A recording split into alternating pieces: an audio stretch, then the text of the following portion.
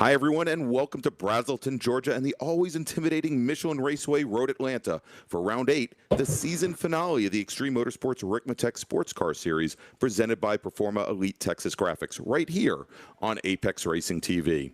I'm Greg Ginsberg, and as always, we've got the inimitable Larry McLeod joining me in the announce booth with Alex Simpson and Dennis Branch manning the controls. And tonight, our GT4 and TCR combatants hope to take those last podiums and snare those last remaining points, all to be named Season 2 champions. For round 7 of our sports car series, drivers found themselves in the Finger Lakes region of New York at Watkins Glen, and there were definitely a few surprises, Larry. But tonight's the finale, and while there may be some clarity at the top of the heap in both GT4 and TCR, there are a lot of folks still in very tight points battles. And I think Road Atlanta, it's the perfect venue to see that play out. Absolutely. It's a great track. It's a legendary North American track. Everybody knows Road Atlanta, and certainly when you're on a sim like this, everybody has it and races it all the time. So it kind of takes out that familiarity advantage that maybe some drivers might have. But everybody's got to master this place, and it is certainly one of the more challenging tracks in North America with, turns 3 and 5 as you come in and out of the S's, and getting that all-important run onto the back straight really makes for some tight racing, and having some tight point battles tonight is going to make it pretty exciting for us. Yeah, it certainly should. And so, Larry, I know we've got a couple guests that are going to be joining us before we go racing in just a couple of minutes for this 60-minute battle to round out the Sports Car Series season. So let's jump right into our track guide of Michelin Raceway Road Atlanta with Kevin Ford. Welcome, everyone, to Road Atlanta, located here in Braselton, Georgia, just outside of Atlanta. Beautiful day here for your track guide as we get ready to head around this 2.5-mile road course. 12 corners here as we head across the stripe and head down the front straightaway here. Very fast entry into turn 1. This is a tricky one as you really have a blind entry here, trying to find that apex and get yourself set up to come up the hill here into a very treacherous turns 2 and 3.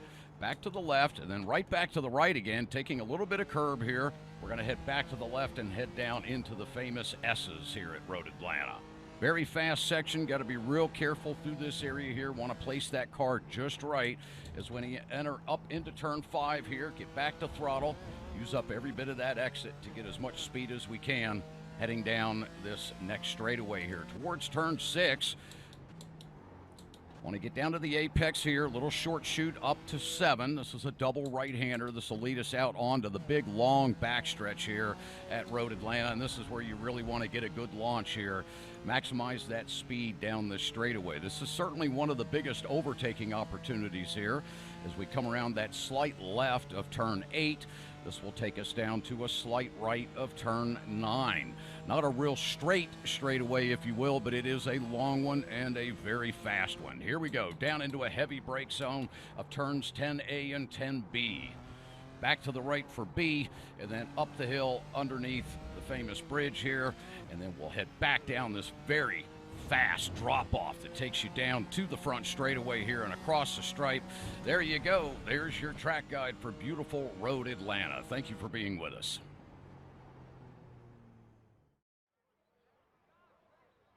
And there we go. That is a lap of Michelin Raceway Road Atlanta. Thanks once again to Kevin Ford for that. And Larry, what we're going to do now, we're going to bring in one of our TCR drivers. As a matter of fact, he is currently leading the points here in the Ricmotech Sportscar Series in TCR. It's Eric Violet, and we're going to talk to him a little bit about strategy here tonight at Michelin Raceway. All right. Bring here a couple in here. All right, we've got Eric Violet joining us. He's one of our TCR drivers. And in fact, he's the championship leader right now in the TCR class. Good evening, Eric. How are you? Hey, I'm doing great. So as we go into this round, and you're coming in with a good, decent points lead, you're coming off a string of wins over the last number of races, going back to the Glen, Mid-Ohio, and even a couple before that. So you're on a pretty good run. What kind of strategy do you have tonight, whether it's a car setup or just a strategy of, how do you want the race to play out if you had your choice? Well, the strategy isn't really, the setup really isn't a strategy because I share that in the track guides and the DAP sessions. So anybody who wants what I'm running tonight, it's up on YouTube. But as far as the other strategy is, the reason I'm able to talk to you right now is because for the afternoon races, track's cooling down, and a track like this, it's worth Sometimes a few hundredths, and maybe even a couple tenths sometimes, if depending on how much the temperature drops here. So got some time to hang out with you guys for a little bit, see what other guys are running, and Yeah, that's interesting that in the sim, even they've made it realistic enough so the temperatures will change throughout the session. And I'm sure, so, people watching realizing that the TCR cars are, in fact, a front drive. Uh, about how many laps can you make it before you start feeling that overheating, or in a qualifying session, is it even your out lap you start to overheat? you can burn them up you don't really feel it, I don't think, for the first actually couple laps, because it actually takes a while for these to heat up. It's getting the brakes hot, getting the rears hot. The fronts don't come in for about maybe a lap or two, so it's usually the third or fourth lap that you're really going to get that. But I mean, usually, typically, if you look at our fast times, like during practice and things, it's usually a little later. It's sometimes 5 to like 7 laps sometimes. Sorry for the pause earlier. They were calling green flag, so Had to listen to the race control. It's a good thing to listen into him just in case. yeah. So I was telling Kevin too. I said, I'll probably get going here in a few minutes, but if no one else is on track and you want to take a ride with me, you guys can keep me on the channel, and I'll run around with you guys, and you guys can bug me unless I'm on a hot one. Well, yeah, that's great. The other thing I was going to ask, though, is you're talking about the temperature cooling off to try and get those ideal conditions, and knowing that qualifying is really just a 4-lap sprint. If the tires don't start to really get too bad until maybe lap 6 or 7 or so, do you change your setup to try and get heat faster, or to change the balance a little bit, knowing the tires may still be kind of coming up to temp as you go? It's not so much about the tires so much because I'm usually running not that much camber, just because I'm trying to take in tires tonight. We'll see how things go, but chances are I'm not taking tires. So I'm not running that much camber, but I've noticed when I do run more camber, even in qualifying, the turning is awesome. It's just a drive off. You're just sitting up on the inside of those tires, and it's just real easy to spin them. So I actually keep my quali set pretty close to my race set. Just drop fuel, adjust ride heights. Sometimes it can be a little tail happy. You don't have the weight, and kind of sitting up high like that, it'll kind of roll over on you a little bit. So it can get a little sketchy sometimes, but no, it's not a whole lot of changes usually for my quali sets. Yeah, that's and that's interesting. Some drivers are like that as well. They want something consistent just to offset maybe the fuel load and things, able to go for that real gun at lap. So tonight, good luck. It's probably going to be you and a couple of teammates there banging it out. You guys always seem to enjoy it, and looking forward to watching it. So go grab your qualifying laps, and we'll see how you end up. All right. Well, thank you very much, guys. All right. Thanks, Eric. All right, that was Eric Violet, driver of the number 89 D2D E-Racing Audi RS3, our current points leader here in the Ricmotech Sportscar series, and he's going to be going out on track. And yeah, Larry, maybe, I guess we already dropped him out as say maybe we should have stayed on board and gave him a little bit of encouragement as he was out there. Maybe don't know whether he needs it or not, but we do have our drivers now out on track for their 15-minute lone qualifying sessions. Essentially, each driver, when they go out on course, they will see the track without any other drivers out there. They'll have 4 laps in order to set a fast lap here at Michelin Raceway, as we're on board right now with Brandon Whitworth in the number 42 D2D E-Racing machine. Eric Violet's teammate there as he goes and starts his, I believe, his first flying lap. Actually, he just got his first flying lap in the books at a 1:31.228. Now, if you look at our real quick, though, while we've got him up there, he's not only chief rival there for Eric, he's the only other TCR driver who has taken wins this year. A couple of wins back at Barber and Mosport. So if there's anybody who's got a shot to take Eric down tonight and kind of slow down the champagne celebrations, it's probably going to be Brandon. Yeah, there you go. So if you take a look at the left-hand side of your screen, we've got the drivers starting to pop up there on the timing pylon. When you see the drivers with the blue numbers to their left, those are our GT4 drivers, those in the Porsche Caymans, the BMW M4 GT4s, and also the McLaren 570s. And then the drivers with the gray numbers to the left, much like we were talking with Brandon, and probably talking to Eric Violet and just watching Brandon Whitworth, they are our TCR drivers. And you'll also notice that the GT4 drivers, they've got the blue mirrors blue banners as well. And, you know, I think it's pretty easy to tell which are the Audis and which aren't the Audis out there. Yeah, there's always that. Which ones look like little grocery getter boxes and which one looks like high-performance sports cars. No knock on the TCRs, but yeah, I mean, they're great racing and all, but man, they are just not, they're not the same as a Cayman Porsche, you know? No, definitely not. All right, so Larry, as we're about 5 minutes into the 15-minute session here, and you talked about just a moment ago Brandon Whitworth, the only other driver in the TCR field to pick up wins here in this season in the sports car series in TCR. Why don't we go down? We'll take a look at where we stand in the points, and actually we'll jump back 3 weeks to Watkins Glen, where Eric Violet picked up his 5th win of the season. He started third, started on the inside of the second row, managed to work his way past Brendan Whitworth and also Andre Saunders to take the win. Whitworth, his teammate, finished in second with Saunders, who was our pole sitter 3 weeks ago, finishing in third with Scott Brooks and Andrew List coming in 4th and 5th. And if we go and take a look at the current point standings in TCR, you'll see there, based on 5 wins out of 7, Eric Violet, your current points leader with 224 points, Brandon Whitworth with 207, and then their teammate Andrew List in the number 61 Audi RS3 sitting back in 3rd with 186.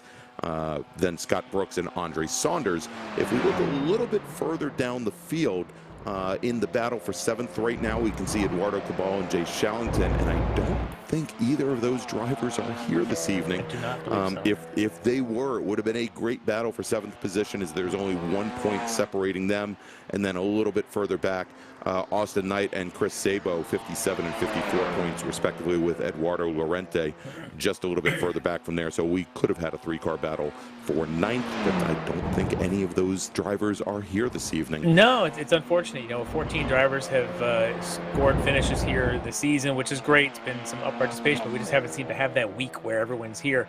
As this is the end of the season, things like this happen, but perhaps we start the next season. TCR could be a big popular one, as people love to race those side by sides. I'm hoping we get a good big field, double-digit cars, and really offer the front runners a little bit more push than maybe they're getting here. They do compete well with each other, but it'd be great to see a little deeper field there. Yes, certainly, and I think that's also affecting our GT4 field as well, Larry. If we go back 3 weeks and look there, taking the win, and it was his 5th win of the season as well. We had Elvis Rankin in the Apex Racing Team Porsche Cayman coming home in 1st, with Robert Hartley and Mike Dam finishing 2nd and 3rd. The 2 Orion Racing teammates both driving McLaren 570s. Oh, there's a nice little drift by David Payton, and as he goes and crosses the start-finish line. Or yes, I'm very sure it's not Patton as he crosses the start-finish line backwards. Now, again, that race a couple weeks ago at Watkins Glen, I think probably the biggest surprise was that Chris Thorman and Travis Schwenke, they got together in the uphill S's on the very first lap. Schwenke did not complete a single lap in that race, finishes at the tail end of the field. Chris Thorman finishing, I think he only got, well, he finished about 4 laps down, finished in 9th. So big mix-up there. And let's go and we'll take a look at the points and see how they stand right now, as it looks like a lot of drivers here having some issues on course in qualifying. And Elvis Rankin in the number 1 Apex Racing Team Porsche Cayman. He is your current leader by 20 points over Mike Dam in the Orion Racing McLaren. Then we've got Tony Kernan truthfully 10 points back from there in 3rd. Then we've got Robert Hartley, Jeff Jacobs, Chris Thorman, Russ Ruddock, Randall McGrew, Schwenke, and Payton. You can see that things are very close in the battle for 6th between Chris Thorman and Russ Ruddock, and I believe both drivers are here and racing this evening. So we'll see if they can make some moves. Jeff Jacobs, who is only 9 points up on Thorman right now, running in 5th here as well. So we may have definitely have some changes. We also have Travis Schwenke and David Payton in a battle for 9th right now, only 2 points separating them. So we may have some changes there as well. Good battles down the field. Yeah, the biggest surprise here, though, Larry, should we talk about this? Yeah, the not here's? Yeah, we might as well. And this really might change things up and maybe raise the competition level just a little bit, as Elvis Rankin, our points leader, is not in the field this evening. Mike Dam in the Orion Racing McLaren not in the field either. So that definitely will open things up. Yeah, they are the two top levels in the championship standings, as we've seen. But what it does to me is it creates opportunities for the rest of the field to kind of shine a little bit instead of us kind of paying so much time and energy on Elvis and Mike. You know, let's push these guys aside. Let's talk a little bit more about Robert Hartley, who right now is sitting on provisional pole. Tony Kernan, we talk about every week about how he hard charges through the pack. Well, tonight he's already provisionally up on the second row. We can talk about Chris Thorman, who we've talked to in the past couple of weeks. Randall McGrew, Jeff Jacobs. We can talk about these guys a little bit more focused, because we kind of really see what of their race strategy is going to be like folding out now that they're actually going for wins and podiums in this race. And I think I'm excited to kind of feature these guys a little bit more than we had in the last couple of weeks. Sure, and as far as the championship standings go, Larry, again, Mike Dam only with a 10-point advantage over Tony Kernan, so it's quite possible that he may give up second place overall this season to Tony Kernan. Wow, am I tongue-tied this evening? I'm starting to wonder if we're the ones doing the drinking game, or if the people listening are doing the drinking game. The way we sound tonight. Exactly. Peyton. Anyway, Bobby, all I have to do that is like another 30 times, and we may drop off with our viewership here by like half. We are just trying to make sure we get everybody's name pronounced correctly, to not mess those up. So if we're doing it wrong and it's wrong, go ahead and message us, even if we're doing it right. That's right. All right, so we've got Tony Kernan. We're watching him on a flyer right now. As you mentioned, he is currently sitting second here in qualifying as he goes down under braking into turns 10A and 10B. And let's see where he stands right now. I can tell you real quick, as we had Eric Violet in here earlier, he did come back and ping me and say, hey, if you do want to pull me in and to talk through a lap, or to talk to him while he's driving, he did say that offer's still out there. I believe he just pulled into the pit lane. Currently has the quickest time in that field of the TCRs. So, if we want to, on his out lap or something. Yeah, I was going to say, it looks like he's still got 2 laps in the. It looks like he's got 2 laps left to use here in qualifying. So maybe we will bring him in when he rolls off. Also, Larry, we will hopefully be having Jeff Jacobs in with us here in just a few moments, who's one of the administrators of the Extreme Motorsports Ricmotech Sportscar series, and to talk about some things upcoming for season 3. Yeah, I'm excited for that as well. We'll see what happens in the next round of the season here with these. I love watching this mixed class racing of the TCR GT4s is excellent. I think it's some of the best, and I also just love the way that the Extreme 99 and the Ricmotech series has played out. I think they do a fantastic job. So really interested to see what the future could be as the next season starts to unfold next week, I think, or maybe 2 weeks from now, when the Ricmotech season, whatever it is, we'll have 19. and we'll get into the schedule a little bit later. But in 2 weeks, we should have the next season of the Classic Sprint Series. Our Mazda MX-5 drivers taking, I believe, they're going to be heading to Brazil. Oh, that is one of my favorite tracks. Unless they built a new one. The track at Sao Paulo, Interlagos, is certainly one of my favorites. It races well, it flows well. It's great in some of the lower power cars like MX-5s. My favorite combination, I think I've declared now in all of the sim, is the Skip Barber 2000 at Interlagos. It just has a rhythm to it unlike any other, and the MX-5s can be great racing, because what you find is at that track you can go side by side through an entire lap, and it's going to happen in a couple weeks. I'm looking forward to it. But for this week, we have Road Atlanta and our sports cars, and it always tends to bring some good racing here as well, certainly here among the GT4s and the TCRs, with all that draft down the back straight, and it's tough for TCRs usually to make a pass in the draft, but we'll see if tonight we see a lot of spot swapping here among our group. All right, so now we have just about 1 minute remaining here in the 15-minute qualifying session. We do have, looks like Bobby Child still possibly has a lap in hand, and David Payton, Eric Violet as well. And Andre Saunders. Don't see them heading out. And given the time left on the clock, Larry, it looks like they're all going to call it a day. So, and hopefully we can get Jeff Jacobs up here before we bring cars out onto the grid. If not, I'm sure we can bring him in towards the end of the evening. Sure, I'm sure he wouldn't mind doing his own broadcast live from the race seat, as we've seen his already his video stream while he was finishing up his qualifying a little while ago. He's one of those that has a camera on his setup.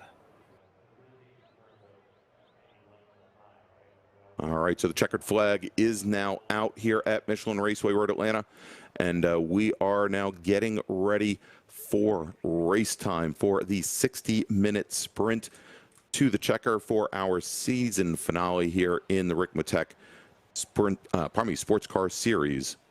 And let's go and run down the grid, Larry. All right, let's go ahead and start with our pole sitter tonight from Orion Racing. It's Robert Hartley running that 126.2. A couple of tenths back on his left is going to be Tony Kernan in the Kernan Motorsports Porsche. On the second row on the inside, D2D eRacing's Chris Thorman will be on the inside of row 2. He'll be lined up with Genesis Sim Sports' Randall McGrew on the outside. Row 3, also from D2D eRacing, following his teammate, he'll be on the inside of row 3, is Bobby Childs. On the outside of row 3 is Jeff Jacobs from the StreetSurvival.org team. Row 4, Russ Ruddock, the Flying Tortoise Motorsport entry. He'll be lined up alongside another D2D eRacing teammate here, David Payton. He'll be on row 4. Row 5, Kevin Ford going to be out there tonight. We hope. He could just be signed in as one of the marshals, but maybe we'll see him racing as well. And right, I think we've got, it says Wolfgang Merlbach, I believe. Yeah, let's see. I believe we may have Wolfgang Merlbach in the BMW M4. Not sure if he took a lap in qualifying, so we will see. Right now, it's showing him on the on row number 5. We'll see where he ends up if he did in fact turn a lap in qualifying. All right, so let's take a look at the grid now for the TCR group. On the pole is going to be Eric Violet. On his outside is going to be his teammate Brandon Whitworth. On the inside of row 2, Andre Saunders, who was on pole a couple weeks back. He was on row 2 in this race. And on outside of row 2 from Brooks Racing, Scott Brooks. All right, and that rounds out our starting grid here at Road Atlanta. We'll have the pace car here underway momentarily to bring the field around this 2.5-mile 12-turn course. And there you go. I noticed, Larry, as we were following the cars out on track for qualifying, that all of the latest updates to Michelin Raceway had been made, that we have the new curbing, the blue and yellow curbing here, and more importantly, we have that brand new media center right on the outside of turn 12 there, coming onto the front straight. And so we've got our GT4 field now starting out and making their way around, and we'll see the TCR drivers start their pace lap here in just a moment as they make their way around. And of course, we'll go and explain the starting procedure here just a little bit, Larry. As our pole sitter makes his way underneath the Fox Factory Bridge and rolling down turn 12, he can start accelerating. When he starts accelerating, that is essentially go time for our drivers, as opposed to waiting for the actual green flag from iRacing and then cannot pass until you get to the start-finish line, however. And then it is battle on. So we'll see how this plays out as we have now the safety car bringing the field around out of turn 5 over to that short shoot in turn 6. And I tell you, the start zone at this track is one of the hardest ones for me whenever I'm driving at this track, because you know the start finish is way down the hill around the final bend, but here the start zone always comes on as you're just coming under the bridge and heading down that hill, and it's very difficult because it gives you a longer run, but you can't even see the true start finish, and everyone's kind of bottled up as you're going through that kink down in 12. It's just it's one of the weirdest start I've ever seen, but very clear on how the procedure here is going to work. But it just always, especially if you're at the tail of it, you're really just coming out of 10B sometimes. Yeah, you're pretty much on it at a full race pace as you come out of 10B and start heading up the hill towards the bridge. It creates some excitement always going into turn 1 when you've got the back markers with a full head of steam and the front guys had to wait, bunches everybody up to go crest the hill and head up towards 2. All right, so we've got the second pack, our TCR cars. They're just now and you can see they're quite a bit further back. They're just now coming onto the back straight out of turn 7 as the safety car now is bringing the field through 10A and 10B, and we're going to have that start in just a moment with Robert Hartley in his McLaren on pole, Tony Kernan in the Porsche Cayman, girded up on the outside of the front row. Then we've got Randall McGrew and Chris Thorman. Lots of Porsches there up at the front of the field as they start to make their way down the hill, and we're waiting for Hartley to get on the throttle, and there he goes, and he is away. He already gets a bit of an advantage now over Tony Kernan as we now have side by side. Watch McGrew in that third spot right now. Yeah, we've got Thorman with McGrew. McGrew getting by, and we always see that McGrew very, very aggressive in the first couple of laps. And then side by side, right behind Chris Thorman, we've got Jeff Jacobs and Bobby Childs as they're fighting for position now, coming through that real tough turn 3, making their way down through the S's. As we jump back over to the start now in TCR, where we've got now sitting in the lead, we've got Eric Violet and Brandon Whitworth. They're nose to tail already right behind Whitworth. We've got Andre Saunders and Scott Brooks, and already our top 2 cars in TCR, Violet and Whitworth, starting to separate themselves out from the rest of the field, Larry. And, you know, they tend to do that, but I don't think they're going to be able to separate from each other with Violet Whitworth. Whitworth always tends to stay right with them and try and push Violet around, and we'll see as that battle plays out. We already heard Eric Violet's strategy is to probably not change tires, so maybe Whitworth can get in front of him and force Violet to kind of use some of those tires. As they always say, when you lose the arrow, you wear your tires. Right now, for Whitworth, he'd love to be the lead car to try and do some of that. We'll see if he's able to get around him here as the laps unfold. All right, now coming down under braking, going into 10A and 10B for the very first time in GT4. We've got Robert Hartley in his McLaren that leads Tony Kernan up the hill underneath the Fox Factory Bridge, but just back behind them, side by side, we've got Childs and Jacobs still battling it out for position. Bobby Childs manages to hold off Jeff Jacobs as they now make that short run over to the high speed, a little brush of the brake, and up through turn 1. Yeah, these 2 front guys are just really staying tight as they come plummeting down here through the S's. Kernan, as we've talked about in the past, tends to heat up as a race goes on, but he's looking pretty racy right now, right on the back on the heels of Hartley. Hartley's been pretty consistent lately. He's been kind of one of the beneficiaries of Mike Dam's aggressive and occasional issues. Well, with no Dam running tonight, it's Hartley's show, and right now he's going to try and set the pace for that pack. As we take a look at the TCRs now, trying to go side by side. Yeah, maybe down even through a course the cut S's. there for Saunders. And yeah, there we go, and jumping out, Andre Saunders now in that battle with Brandon Whitworth. Saunders had taken over second position now for a moment. Whitworth gets it back as they come up through turn 5 now, and you can see there Whitworth got very, very racy after having lost the position coming onto the front straight the previous lap here, but they've also both lost a lot of ground now to Eric Violet. Definitely an opportunity to make up a little bit here as they come onto the back straight, but let's now take a look here coming down through turn 12 as Tony Kernan staying right on the tail of Robert Hartley. And Larry, you have to think that the very long back straight here at Michelin Raceway, Road Atlanta, definitely helps Kernan's cause to stay close with our leader. Yeah, and Kernan's going to try and just kind of push Hartley. Hartley, like I mentioned, he's consistent, so he may be a difficult one to push into a mistake. Kernan may be forced to being that aggressor in that battle for 1 and 2. As we've got the Jeff Jacobs train now with David Payton and Russ. But we got a big wreck coming out of there right in front of Jacobs, it looked like. Yeah, coming out of turn 5, we've got the 88 and the 60 car getting together. Thorman. That's Thorman and Bobby Childs, and both of those drivers, and it looks like Thorman now bringing his car back to the pits, getting the tow back, and we'll have to take a look at what happens with the other car there. Yeah, I remember they came together Childs in has done the same thing. Whatever other the Ricmotech series, the World Challenge last week at the Motegi Twin Ring, they came together late in the race with a bit of contact. So those teammates struggling to keep themselves apart out here. All right, so both Thorman and Childs now back in the pits, trying to get some repairs done on their car, as that now moves Jeff Jacobs up into 4th position. Randall McGrew having picked up the position as well. He is now in 3rd.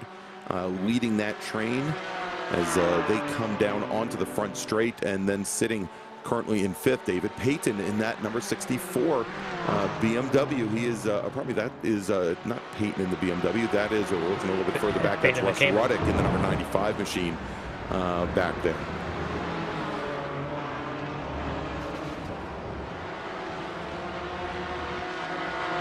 A good little battle picking up here in the battle for 4th with Jacobs, Payton, and Russ Ruddick. But that has allowed our top 3 drivers, Hartley, Kernan, and McGrew, to move away as we jump back over to the battle in TCR here with the number 72 machine of Andre Saunders, making up a little bit of ground now, holding tight with Brandon Whitworth, but you can see that both of them starting to reel Eric Violet back in as they come through the S's and up through that very difficult turn 5. And you can just see it's amazing there. You get that little bit of wheel hop in the rear from the Audis. Obviously it's a front wheel drive car. The axle isn't, the rear end isn't there for much more than anything than to hold the bodywork up off the ground there, and kind of bounding over the curbs. You'll find that the curbs get used quite a bit here at Road Atlanta. Yeah, they do. What we had seen is that battle there of Saunders and Whitworth that had actually gone side by side down the S's on a previous lap, gave a bit of a gap to Eric Violet. They've settled down a little bit. Now Whitworth, as you can see, is closing back up on Violet and not going to let him get away. Probably a good move. You don't want the championship leader to get an easy win here. You want to push him for all it's worth as we head back to the leaders of GT4, where it's still Hartley and Kernan holding close. All right, hey, Larry, looks like we have an opportunity right here. Obviously, and I'm sure this isn't the reason why he went into the pits, but as long as he's in the pits right now, why don't we bring in Bobby Childs and find out exactly, what happened, and maybe he has a little bit of information on the season coming up.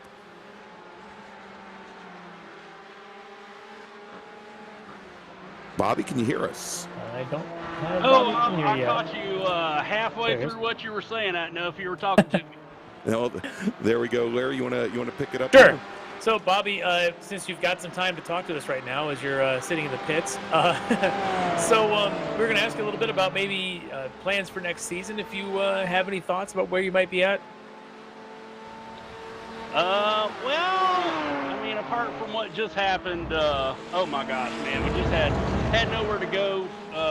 Chris just kind of lost it right there, and his car was moving, and man, I feel so bad for him because he does so much for the team, and he was so quick tonight. Yeah, what it looks like we've got going on next season, you're probably going to see 3 to 4 D2D entries in all 3 series. Since iRacing updated the Global MX-5 Cup car with the sequential shifter, I have absolutely fallen in love with it again, and so I am coming back to the Classic Sprint Series as well. So I'll continue working with the McLaren here, which I thought we were going to be okay. I was really, you saw as the race started, I just kind of let Jeff Jacobs go right there at the beginning. I was just going to settle in, and man, it just such a shame to end early. But we're going to keep working with the McLaren. We're going to keep working with that Ferrari 488. God, I love that car so much. And coming back to the MX-5s. Awesome. Yeah. So yeah, going back to the incident tonight, yourself and your teammate there, unfortunate, but if I recall, you guys had an incident kind of coming together a couple weeks ago as well, or last week in the World Challenge race as well. So kind of making a trend out of this. Hopefully we put an end to it at just 2 races in a row where you and your teammate make a little bit of contact. Well, come on, man. This time wasn't even my fault, man. Cut me some slack. I gotta give you some grief. Like, last week, too, what happened at Tweed Ricmotech too? Like, it wasn't even a 0X. It was like the 0X-2X, and neither one of us actually got an incident point for that. It was just, I hit him just enough to send him off the track. I was trying to watch the GTE leaders out of one eye and try to watch him out of the other. And it just didn't work out. And then I hear that netcode excuse, and I just think, that's just an excuse for I probably was following too close. I'm just saying. No, that was not netcode. I hit him. I definitely hit him, but I only hit him enough. You know what I'm saying? It wasn't even a real. It was a 0X contact, but it was just enough to lift his rear end off the ground, and you know, around poor Chris went, and into the pits I went. Yeah. And then tonight he lost at what we affectionately call Bobby's corner.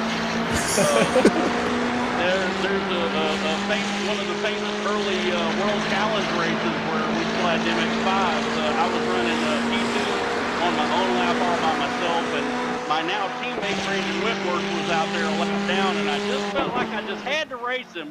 I had to try to catch him, and I hit that corner just the wrong way and ended up destroying the car from a P2 finish. My team has called that Bobby's corner ever since, and maybe after tonight we'll rename it Chris's corner. Who knows? The Thorman Bend or something down there. Thorman Bend. I like that. Yeah, tough way for tonight's race to go so far. But, you know, on the TCR, the team right now is holding up that first 2 positions and doing quite well. Have you talked to the guys much coming into this one? Oh yeah, we talk a lot. They were really pumped. Eric's been out there trying to get the word out to get some more TCR competitors here too, and you know, we think we've got a great setup here. These two guys with our D2D team, they're ready, willing, and able to help anyone who wants to come in and try the TCR here in our you know, U.S.-based IMSA league that we run here, our Pokey Little Ricmotech series. We think it's great fun, and we'd like more people to come out, and you see what Eric and Brandon are capable of, the races they put up against guys like Kevin Carlisle as well, and you know, it's a great place to be. Yep, and you're absolutely right. This is definitely some of the best racing out there, and there's great talent here. Just looking to attract a little more of that great talent, make some bigger fields, so that we can really gauge and show really how strong the talent that we have is. As we're watching David's out there trying to chase down Jeff Jacobs right now for that 4th spot. So David's running pretty well tonight too. David Payton. I want to make sure I get that right. Oh yeah, man. Because now that I'm parked, I definitely could indulge in some beverages if we chose to.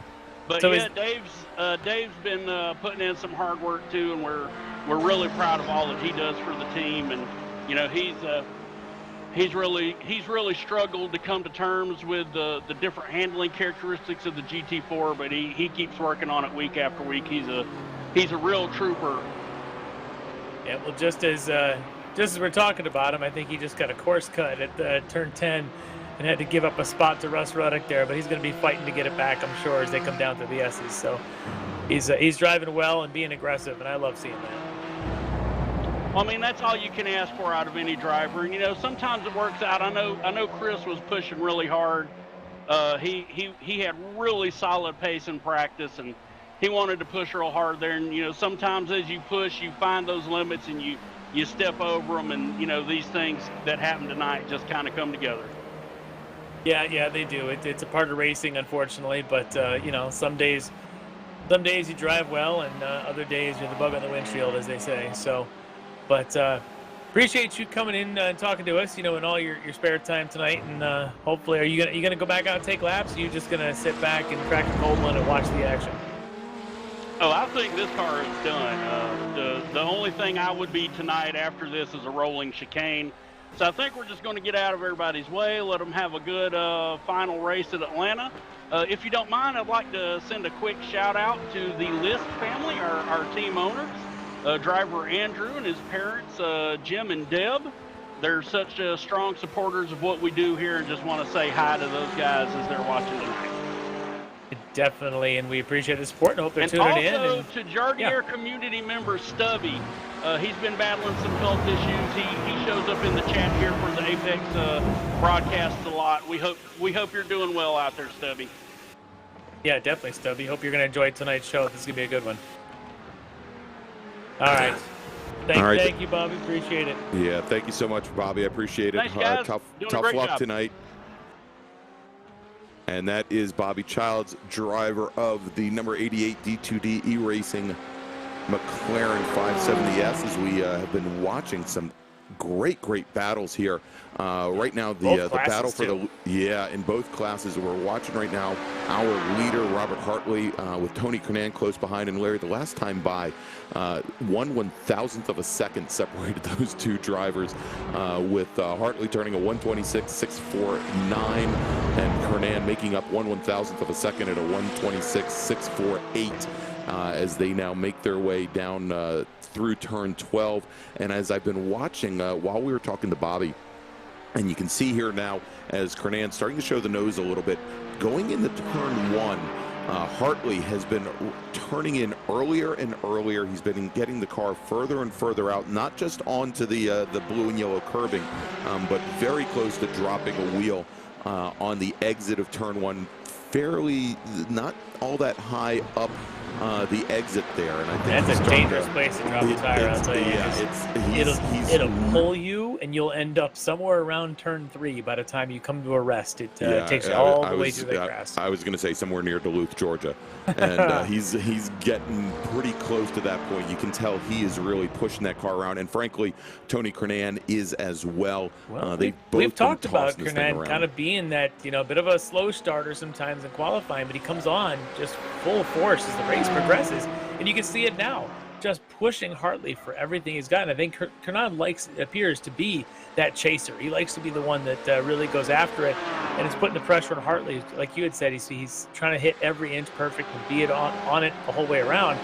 I just if you're Hartley, the last thing you want to do is to start driving with your mirrors. You're really hitting your marks is great, but as soon as you start thinking that guy's getting close, that's when you start making those mistakes. All right, we're jumping back now over to the battle for 4th with Jeff Jacobs, Russ Ruddick, and David Payton. As Payton gave that position up to the BMW of Ruddick about 2 laps ago, and has not been able to get back into a position to contest the position here. And you can see Ruddick now starting to make up a little bit of ground on the number 38 Cayman of Jeff Jacobs. Here is again the effects of the draft helping out just a little bit. Here as Ruddick now also running a little wide there, is now only a little bit less than half a second, actually a little bit more than half a second off of Jeff Jacobs. Again, that being the battle for 4th. And as we were watching Brandon Whitworth in PCR, he started to separate himself out from Andre Saunders in the battle for 2nd, and he has been a pretty consistent 0.9 to 1 second off of Eric Violet, but I think this last time by starting to close things down just a little bit, Larry. He definitely is closing up that lead pretty quickly, staying under a second as the draft get down the back straight, able to chip away a little bit further. And as you say, Saunders had been right there with Whitworth. In fact, at one point going through the S's, they were side by side about 5 laps ago. Whitworth's having none of that. He's pulling away. Saunders just fading a bit there. But I'm going to look for that battle to go. And maybe for Whitworth, he doesn't want to get too close. As they've always talked about that front tire wear, it gets worse when you follow too closely behind somebody. So maybe if you're Whitworth, staying at that 6, 7, 8 tenths might actually be a better move for you before making your actual aggression type of action something either before the pit stops or after the pit stops as the race really heats up. He might just be playing the save the tire game, also known as that his teammate Eric is going to do the same thing, trying to save some tires. So might be waiting till later in the race for the Violet and Whitworth battle to really unfold. But GT4, they didn't wait at all. They barely waited for the green flag to get this battle going between the Porsche and the McLaren there of Hartley and Kernan. Those guys, I don't think I've seen more than about 4 tenths between them since the last 4 or 5 laps. Kernan waiting for his opportunity to make that move. I'd be curious if Kernan's even lifting down the back straight to just stay in behind at this point. And they're both starting to throw the car all over the place, Larry. We saw going up into turn 3 where Hartley dropped the left wheel on the turn-in. Car got a little bit loose on entry, gathered it back up. Kernan went off into the grass slightly, coming down the S's, where one driver maybe gives a little bobble and gives up a little ground. The next corner by, the other driver does the same. As we jump back over to the battle now, again for 4th, we've got Jeff Jacobs there in the lower right-hand corner, looking awfully intent and intense here as they come under braking down the hill into turn 10A. And Russ Ruddick had closed up, I think, about 3 car lengths in the last lap. And not only that, David Payton now right on his rear bumper as well. As Jeff Jacobs looking at him reminds me why my eyes get dry when I do sim racing. I don't think he's blinked in the no, 2 minutes we've had him up oh, there. there's one. But All right, and now here comes the Ruddock move coming now. to the inside as they go down under braking into one, and as they go up now side by side, it looks like Ruddock's going to be able to take over 4th position. The question is whether or not Peyton is going to be able to take advantage of it. But Ruddock runs wide there at 3 at the top of the hill, giving a good run for Jacobs now behind him. But there's nowhere really to pass going down here. But for a second there, it looks like Ruddock was going to be just a bit out there by those cones on driver's left. Able to contain it, get the run now coming off of 5. But this battle is certainly on for 4th place. And as you talk about Peyton, he's kind of the wild card here. He was sandwiched in between these guys, had that course cut, had to give up the position. Now that he's caught back up, watch for him to try to make the move on Jacobs. And certainly if the opportunity here for Ruddock is that he's faster than Jacobs, Peyton's going to want to get around Jacobs quickly to not let Russ Ruddock get away. All right, we just had on screen not only Jeff Jacobs, but we had Russ Ruddock. You can see him using the 3D setup along with a couple extra screens there and enough buttons to run a 747, I think, as well. Got the probably the Ricmotech. All for sale at Ricmotech.com. Yes, exactly, and have the whole series of button panels there as they come under braking now, going into 10A and 10B. Here, and we've got a change for the lead as Kernan now going up through 1 towards 2 and now through 3. He's now ahead of Hartley. He took that opportunity. We didn't quite see it, but we'll catch a replay in a minute. But for Kernan, taking over the lead now. Now we'll really see, does Kernan have the pace? Was he holding back? Or was he getting a draft, maybe staying with Hartley? So we're going to see now, with the roles reversed, who's got the advantage. All right, and hopefully we can go back and see a replay of that change as they're now coming into turn 6 here, that heavily banked right-hander, and coming up on some slower traffic as well. Yeah, this will be interesting now with the roles reversed.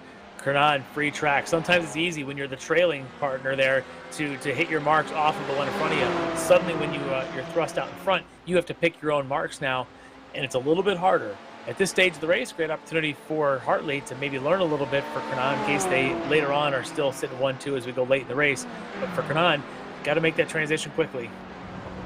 All right, here comes the replay here in the lower right-hand corner of your screen. Let's take a look as they come up the hill to the Fox Factory Bridge, go side by side down into the final corner, turn 12. And that is where Tony Kernan made the move, got it done, and he is our new leader. It looked like Hartley got a little wide coming off of the chicane there off of 10B and just kind of get out near that grass, had to check up a little bit, and that gave the opportunity for Kernan to just dive down that inside. All right, and as our leaders now head up the hill, make those blind turns into turn 3. Again, they're coming up on the back of our TCR field. Scott Brooks in the number 94 machine just ahead, and we'll have to see if that holds up. You can see Kernan taking a lot of curbing there over at turn 4, and as they move up the hill, probably at just the right time, Kernan pops to the inside. He's going to roll right on by. The question is the McLaren close enough? And he is. So we've got Hartley will get by as well as they roll into turn 6. Hard under braking into turn 7 onto the back straight. Yeah, great for Brooks there to kind of recognize the situation. This lift coming out of 5, let both those guys going by on the same straightaway to get in the way through those double right-handers down there at 6 and 7. So this keeps this battle alive as we switch back to the other battle, the 4, 5, 6 battle, now with Ruddock leading Jacobs and Peyton. Peyton just painting himself to the back of Jeff Jacobs' car, trying to make sure that Jeff definitely sees that it's a D2D iRacing driver behind him. No mistaking the livery there for David Peyton.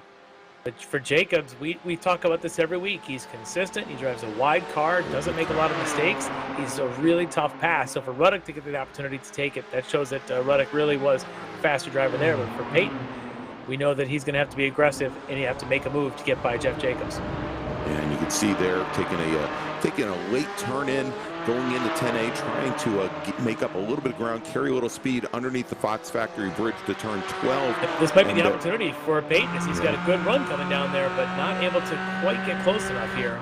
For a moment, looked like he might have. Yeah, and it all started there at 10A, and unfortunately just kind of ran out of room as they went down through turn 12 as we jump back over to that battle for 4th. As they come plummeting down the S's, the infamous Road Atlanta S's down here. I mean, there's very few North American tracks that have this signature that you can see it no matter what magazine it's in or when you see it on TV. You know what track you're at when you see those S's coming down there. Yeah, and Larry, a good friend of both yours and mine, first time he ran a track day at the Michelin Raceway. The thing he told the drivers at the drivers meeting in the morning is, congratulations, you are now at probably your very first big boy racetrack. And it is certainly the case. There are a lot of very intimidating corners here, whether it be that drop down in the turn 12 or the S's, or even heavy underbraking going into turn 7, knowing that the front end of the car is just going to wash out. It just presents difficulties and challenges at more or less every turn. As we jump back to the lead here in TCR with Eric Violet, our leader, having 5 wins out of 7 rounds so far this season. Brandon Whitworth, his D2D iRacing teammate in the number 42 machine. He is sitting about 2 car lengths back. And has those other 2 wins this season is kind of the critical piece when it comes to the final points.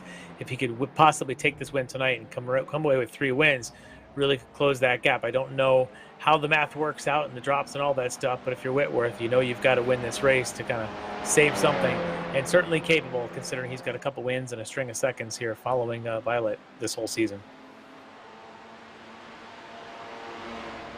But like I talked about earlier, he might be deliberately keeping that gap, knowing how bad those front tires get. Especially, I can't imagine putting all that load on the tires going into 10, right up against someone's rear fascia, knowing you can't make the pass anyway. So it might be a strategy thing in the TCR field to stay a little bit further back and not get right underneath. But in the GT4s, getting up under the back of somebody is exactly how it's done, as we saw Kernan do to Hartley a couple laps ago. Hartley now needs to reverse this. He needs to get back at it and get underneath the back of that Porsche and have an opportunity to force Kernan into a mistake. As these guys are coming up on the rest of the field here, it looks like they've got Hunter Saunders now in front of them, coming up into the S's. Yeah, not only Saunders, but they do also have, I think, right ahead of them. Let's see, I believe that might be David Payton that just ahead. No, it's not Payton ahead of them. Let's see.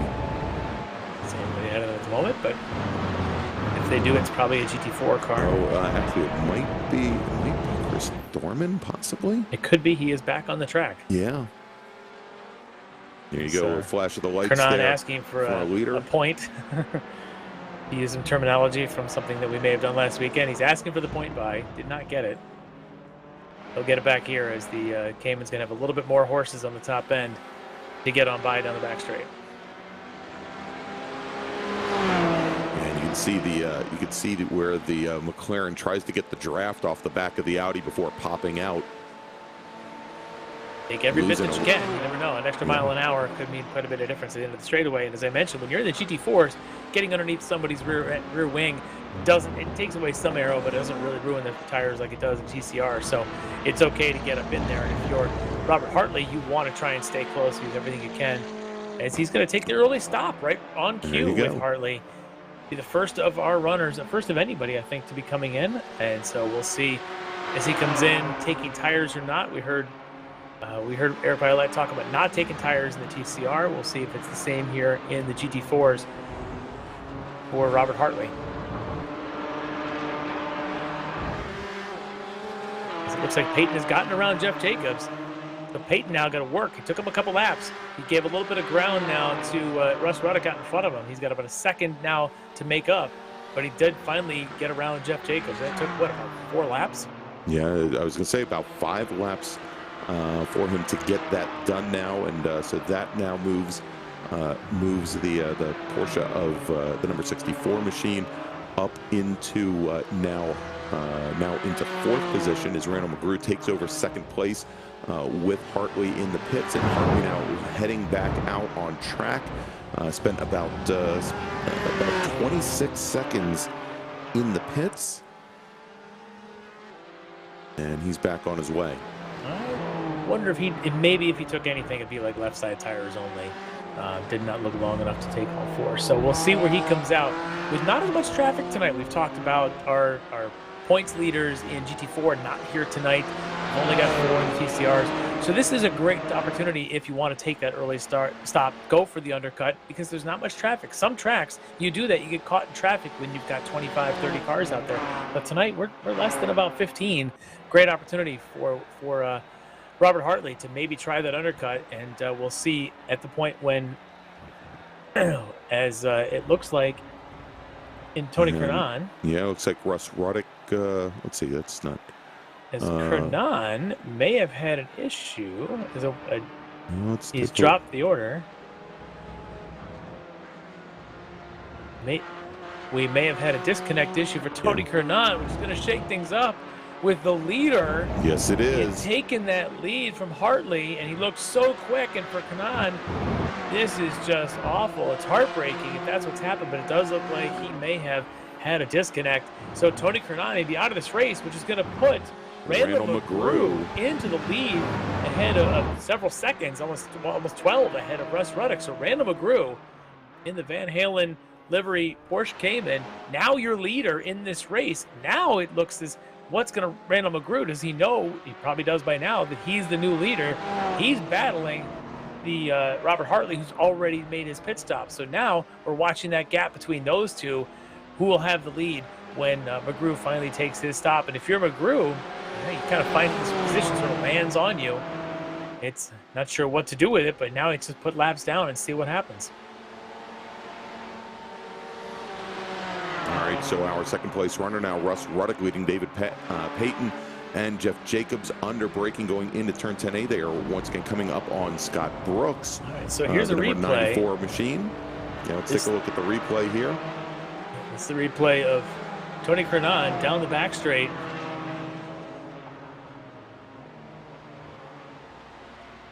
And just like that, he was getting a bit of a draft off of what I think was Chris Thorman, and just gone. Yeah, and now we go back into real time here, and heading into the pits, we have both Russ Ruddick and also David Payton coming in. We already had Randall McGrew there on the pits as well. We can see sitting towards the tail end of the TCR field, Scott Brooks in the pits taking tires. Wow, and there goes the leader Hartley now taking over. As there's McGrew still in the pits. Pretty quick stop for McGrew. And he gets out ahead of, gets out ahead of Ruddick and Payton. So this will be the battle that we want to see who's got the better pit crew. Payton makes the leap, getting around Ruddick there.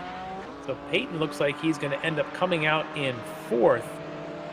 Because it should be effectively 3rd, as Jeff Jacobs has not taken a stop. So Jacobs leads the race now with Hartley, McGrew, and Payton and Ruddick, who have all taken their stops. But it's Jeff Jacobs now assuming the lead here right about the halfway mark of this 60-minute race. All right, so Jeff Jacobs now all by himself there on track, trying to put in a couple flyers, hopefully to open up a bit of a gap, but it's going to be tough there, as we saw. David Payton made the overcut on Russ Ruddick coming out of the pits, and now coming down into the pit lane is Jeff Jacobs. As our broadcast team just helped us out a little bit, spotting for us, maybe not have enough fuel to have gotten this far. It's going to be pretty tight for Jacobs. Might have been coasting down that hill into the pit lane, but he is in. He's going to come in for his fuel, and he's going to head back out. Very tight on fuel tonight here in the GT4 race. All right, we have our leader now in the number 3 McLaren, Robert Hartley, as he makes his way up. Has now about 14 seconds. 14-second advantage over Randall McGrew.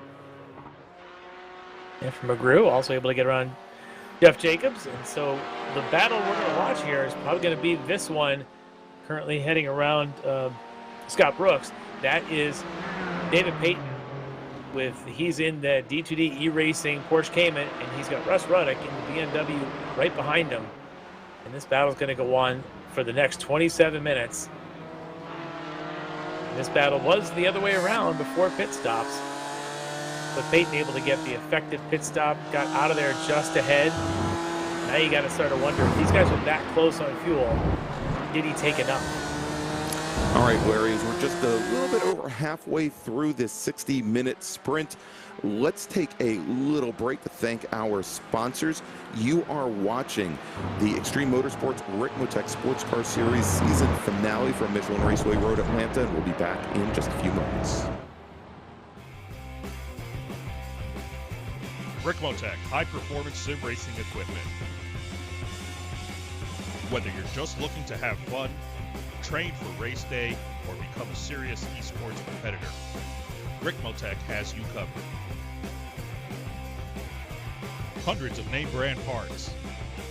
Support from experts that love sim racing. Trusted by the pros. There's only one place to go, Ricmotech.com.